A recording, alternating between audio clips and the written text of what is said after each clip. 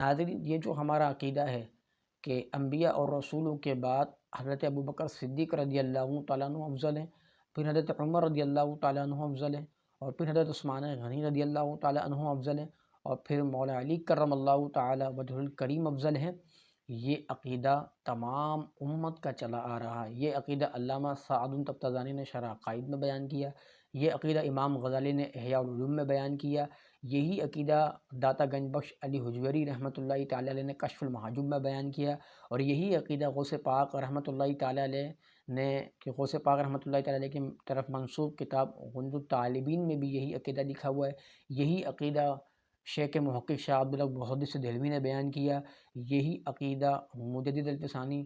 شیخ احمد سرہندی رحمۃ اللہ تعالیٰ نے بیان کیا۔ امام اعظم ابو حنیفہ، ہمارے امام اعظم ابو حنیفہ رحمۃ اللہ تعالیٰ علیہ سے اہل سنت کی علامات پوچھی گئی کہ اہل سنت کی کیا نشانی ہے؟ آپ نے فرمایا تفضیل الشیخین و حب الختنین، یعنی حضرت ابو بکر اور حضرت عمر کو